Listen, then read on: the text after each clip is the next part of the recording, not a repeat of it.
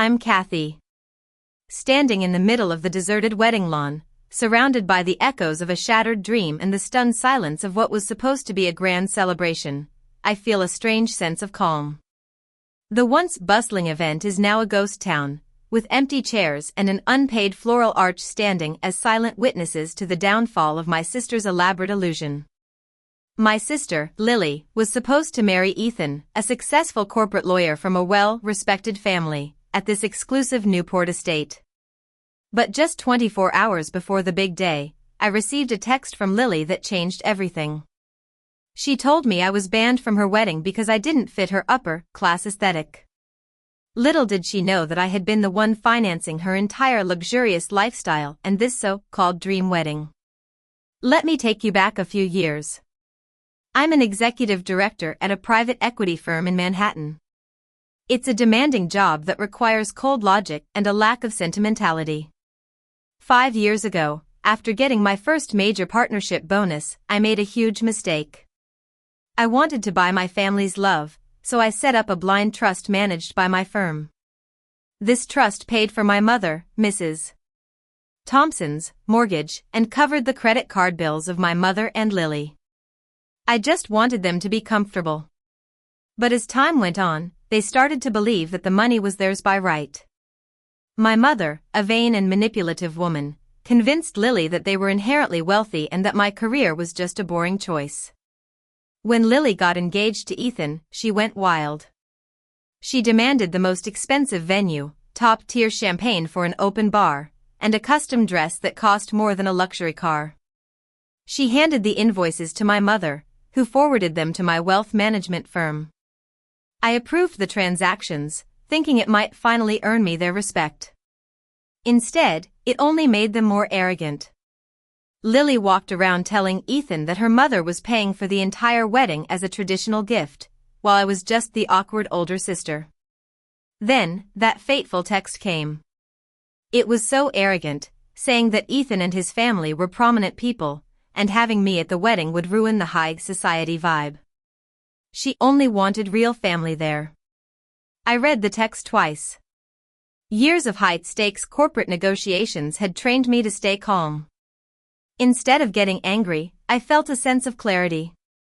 I typed a brief reply, understood. I will not be there. Good luck with the $250,000 final venue payment due tomorrow morning. I hope your real family has a lot of liquid cash. Not long after, my mother called. Her sharp laughter filled the speaker. She mocked me, saying I was trying to scare Lily with imaginary numbers. She scoffed at the idea that Ethan's family couldn't afford the wedding, claiming they had real money, unlike my little paycheck. She even accused me of being jealous of Lily and trying to ruin her perfect weekend. But I knew the truth. Over the last 14 months, I had funded over $400,000 in deposits for this wedding. I had paid for everything, from the venue deposit to the custom floral arrangements and the open bar. My mother and Lily had been living off my hard-earned money while looking down on me. I decided it was time to cut them off. I called my wealth manager, Mark, and instructed him to initiate a total freeze on all the secondary accounts linked to my master portfolio. As Mark read off the list of active accounts, I realized the extent of their extravagance. My mother had a platinum credit card for her exclusive country club membership, fine dining, and cosmetic procedures. Lily had a gold card to fund her fake wealthy influencer persona, buying designer shoes, going on luxury spa weekends, and having daily high-end expenses. Lily also had a card with a $50,000 limit that she treated like free money. And right then, Mark informed me that the luxury resort where they were staying for the wedding weekend was trying to place a $15,000 hold for the rehearsal dinner open bar. I told him to decline it. I was done with their entitlement. That night, I went to the resort's lobby. I was staying in the penthouse suite, but they didn't know that. I was wearing a sharp, tailored emerald green blazer, a stark contrast to my mother and sister's flashy designer logos. When I entered the lobby, Lily saw me and was furious. She hissed at me, saying I was trespassing and that I would ruin her aesthetic. I calmly told her I was there for my grandmother's diamond necklace, which my mother had stolen from me years ago, claiming I wasn't elegant enough to wear it.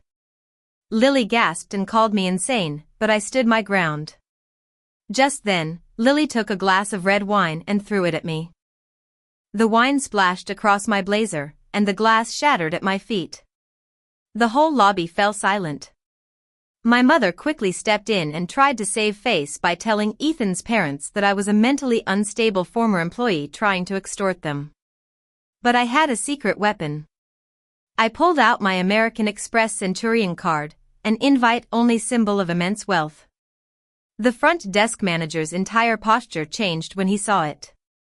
He treated me with the utmost respect and took care of the cleanup.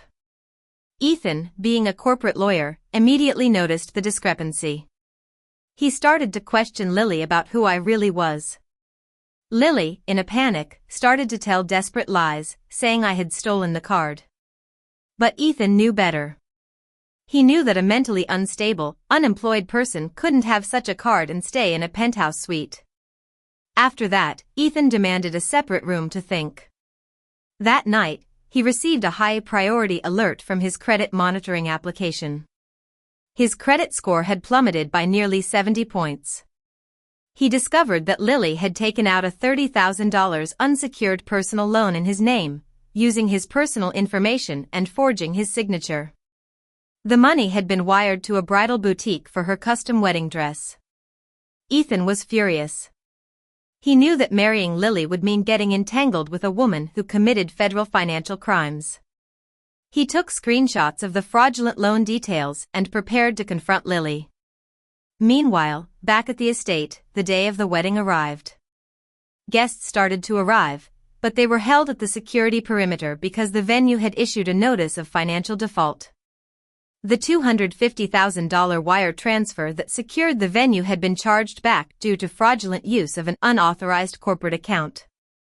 Lily was completely oblivious, sitting in the bridal suite, thinking everything was going as planned. But my mother was in a state of absolute terror.